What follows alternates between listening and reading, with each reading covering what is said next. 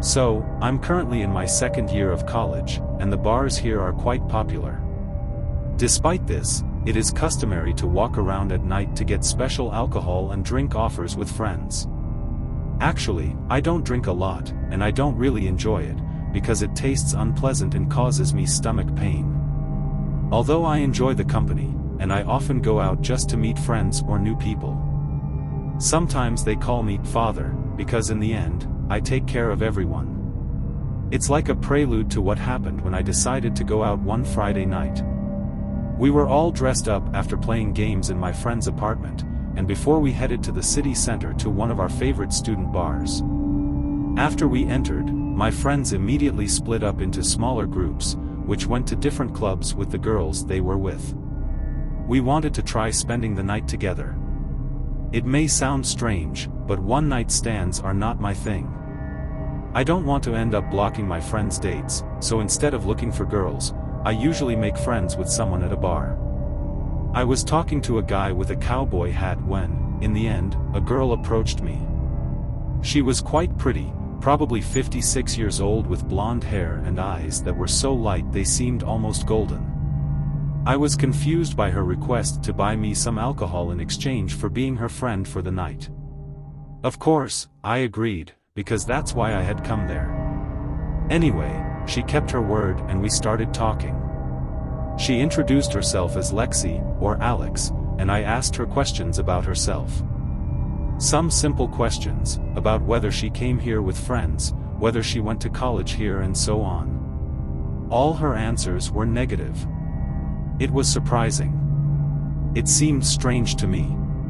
It's not safe to be in the city center alone, especially as a girl. Good night, but she seemed interested in hearing about me. She looked very excited while listening to me. It was a nice change of pace because I usually study other people, not myself. Having alcohol started to take effect. I'm not a big drinker, as I mentioned. The whole time I spoke, she was watching me with big eyes and a warm smile. I felt taken into account. It seemed like she enjoyed her time here as much as I did. Just like me, it made me happier because I thought it meant that we had found a new friendship. The behavior of my new friend started to change.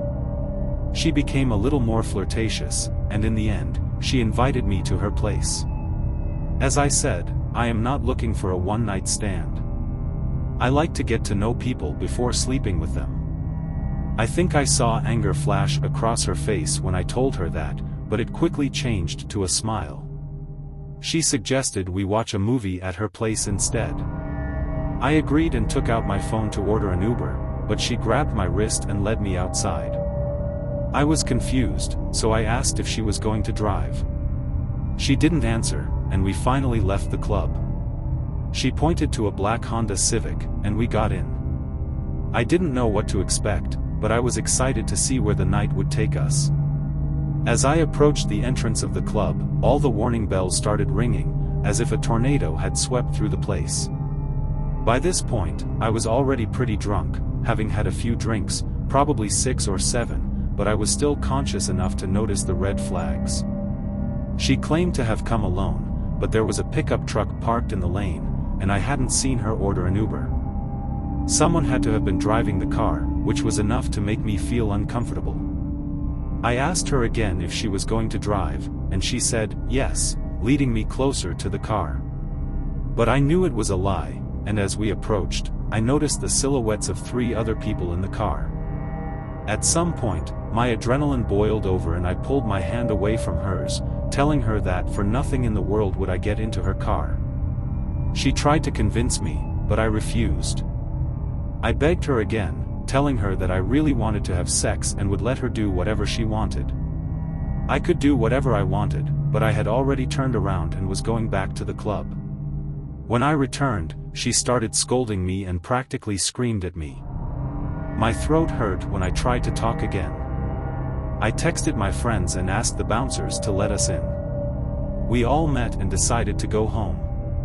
It was clear that she had been walking around student bars, trying to get drunk guys to sleep with her in order to rob them. I sent an anonymous tip to the police about her car and where it was parked that night. That night, I was grateful that I was able to stay sober enough to gather all the information and report it. It was a wake-up call for me to be more careful and not get into dangerous situations. It happened before it was too late. Remember to always take precautions when going out with friends, especially in the evenings or during the fall. When I was 16, I attended my first semester of college. Everything was going smoothly and I made a lot of friends. In the middle of the semester, a 26-year-old classmate approached me and asked to exchange phone numbers. I tried to politely decline, as I didn't want to go on a date with someone much older than me. He insisted on giving me his number, but I kept saying no. He became aggressive and snatched my phone, creating a situation that scared me. The next day, things only got worse. We had our usual 10-minute break, and I was chatting with my friends. In the middle of the conversation, he came up to me and asked me to go talk. I firmly told him no, because I was in the middle of talking.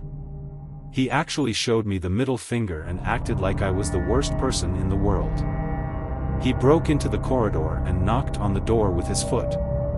I returned to the classroom, at least, to be with my professor if something else happened. If my friend sent him a message, he would ask me what I had told him because he saw me outside kicking a trash can and, in fact, he was shouting at everyone who was passing by at that moment. I was even afraid to leave the classroom because I didn't know what he was going to do. There had been a previous stalker at the beginning of the semester, and I had contacted the school about it, so I told him how my classmate was doing. During the consultations, the school was aware that he would eventually end up asking me a question. After about a week, I received a note on my desk. It asked if I loved him and wanted to marry him and have children. He wasn't in class when I saw it, so I simply put the note into my backpack and ignored it until the end of the lectures. I gave the note to a friend to show the consultant that he could be a real problem. I believe she contacted my teacher to ensure that I was safe in class after the note. After the note, we only had a week. It's been a while, so let's skip to the next event. It was a day for independent study, and we were on our own. He went into class and somehow got into trouble. So he eventually left, and I felt relieved because I knew it was the last time I would see him. I quickly finished all my business and made a mad dash to my car. It was about 1 o'clock when I was in the car. After the lecture, I realized what I needed to do. I just logged out of the computer and finished. It's later, so I thanked the professor and walked quickly to my car, but I had a premonition that someone was staring at me. I turned around and made sure it wasn't him. Unfortunately, it was him. He was running straight towards me. My first reaction was to call for help. As soon as we made contact, he grabbed my hand and stopped me. At this point, I told him to leave me alone as loudly as possible. What did I need? He said, 16, age doesn't matter. We love each other, I know. I tried to drive away as fast as possible, but he kept up with me. Fortunately, my car only had the driver's side open, so he couldn't log in. During the day, I observed my surroundings and made sure no one followed me or watched over me.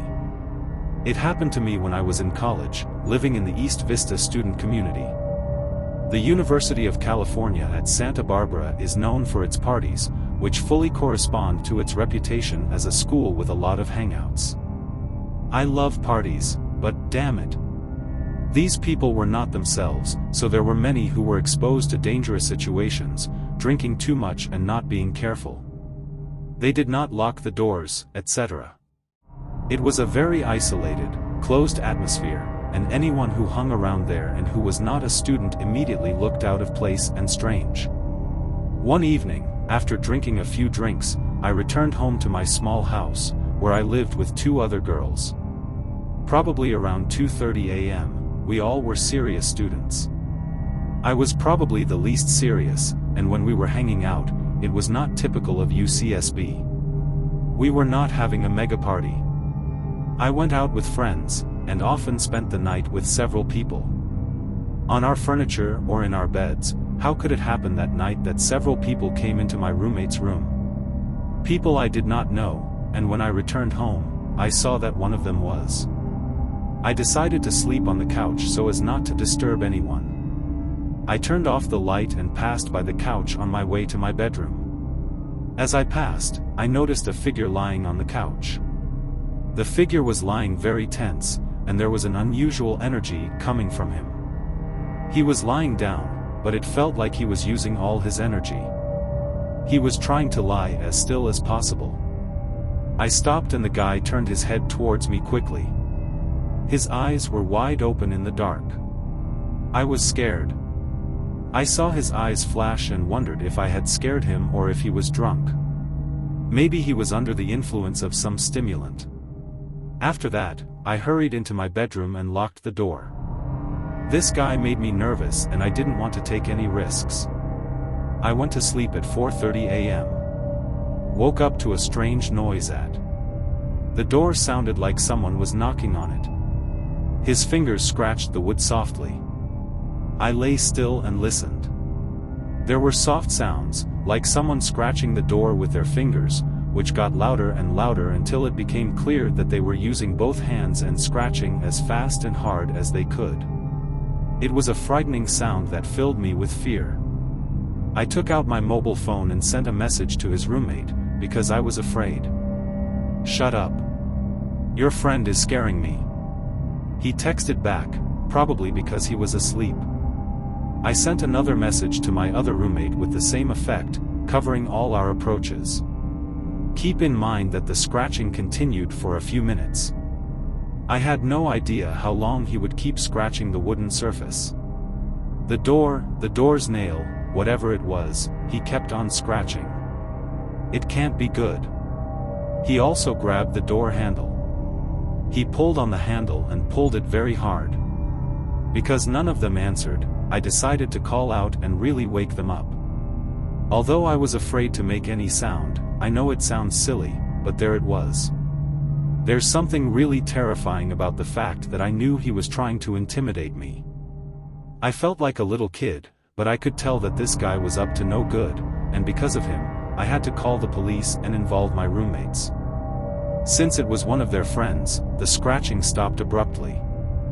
I called my roommate, who responded in a sleepy voice, "Yo, your friend is in trouble. Can you please help me figure this out?" I asked him, "Do we need to call the police? He really scared me and he was scratching at my bedroom door." "The door is really..." It was strange. She didn't say anything. A few seconds later, when she did speak, there was no sign of sleep in her voice. What kind of friend would she have asked that? The guy who was asleep on the couch? I didn't know. He said she was quiet again, so we didn't have any idea. No one else was there. Above her, she called for help. My father called the police and they searched the house, and I asked them to lock the bedroom door. As soon as they did, I realized that I hadn't heard any more scratching and I had no idea where the guy had gone. Suddenly, I heard a loud knock on the door. At the other end of the house, my roommates Lauren and Monica were screaming. A knock followed their screams from the other side of the door. I quickly called the police because the maniac was knocking on the door again. Luckily, my bedroom door was locked, and the two roommates continued to scream, the force of the blows leaving no doubt that he was trying to break in. He tried to break down the door. I called the 911 emergency service and explained the situation to the operator, who sent 2 patrol cars to the scene. The police in East Lyon are usually used to dealing with drunk people who are staggering along the sidewalks and causing trouble. I was seriously scared and tried to explain how scared I was to the dispatcher. She understood my tone and stayed in touch with me throughout the incident. At some point, the knocking stopped and everything became quiet. Then, I talked to the dispatcher again. Suddenly, I looked down and saw that a man had stuck his fingers into a gap between my door. Maybe he was just waving his hands around, making a strange growling noise. I screamed and backed away in fear. My biggest regret about the whole situation is that I didn't knock him out. Looking back, I wish I had just knocked him out. Out of those fingers, I heard the guy howling in pain when the police arrived. I heard our people running, sliding glass doors that opened and closed, and then he was gone. The police never caught him, as he had broken in through our door by breaking the lock on the side door. My door was covered in what turned out to be huge footprints that he had made using the scissors he had thrown at the earth before he left. What scares me most is what I have been through. I walked past him and looked him straight in the eye. The face, now, I realized that he was not who I thought he was. I tried to sleep or take drugs, but he lay so still, because he was hiding. He probably heard me open the door, so he was lying there, waiting for me. The door, and I was scared, because I didn't know there was another person living there. They tried to blend in with the couch. In the darkness, when I first went to college, I was. They were immediately assigned to a philosophy class with a teacher who liked to press the religious buttons of their classmates. I hated it, because I was 17 and soon to be 18 and had been raised as a Christian, having attended a Catholic school. I formed a close friendship with another girl who was around 18 and an older student who was 29. It was my first term and it was a good time. A group of us sat on the grass after school, doing our homework and talking about all the things that 18-year-olds consider deep. Looking back, I think I should have realized there were no real reasons why this man, who was about to turn 30, found me interesting, but at the time, I thought it was exciting and alive. Half the time I was an idiot. A semester passed and he informed me it was his birthday weekend. He invited me and another girl from our class to celebrate with him. I wasn't particularly fond of parties, as the college basements didn't appeal to me, but I thought it would be nice to relax and have a drink with my friends. Together with my religious group, we agreed to meet him halfway between the school and his house and walk the rest of the way. About an hour before the party, I called him to check in and make sure he was still feeling well and in a good mood. I was glad to hear he was, but something felt off. He sounded strange and I heard other male voices in the background. It seemed like he had a group of friends over. When I arrived at his house, I asked what was going on and he said some of his friends were hanging out. It bothered me a bit, as I had expected the party to be just us three, but it turned out to be more than that. Our usual trio was joined by others that day. The moment I decided not to attend, I informed him that I was not going. I did not want to make him feel bad, so I explained that I had to leave and then I texted him another message. In it, I told the girl that I would not be attending, that he had a lot of other people at home, and that she should be careful. No one had seen or heard from her since then. She nearly dropped out of school, and the elder man also disappeared. You might have guessed, but these individuals were not mere college-aged miscreants. They were perpetrators of a series of acts of sexual violence both on and away from campus. For more than a year, they preyed upon first-year students, some of whom were minors. They spent 2 months cultivating our trust, only to lure me to a residence where there were other men. Ultimately, they were apprehended after several female students from our institution came forward. My former partner was arrested in another state on an outstanding warrant. But it was a profoundly unsettling experience for me to realize that I had been an innocent victim. My life took a turn for the worse.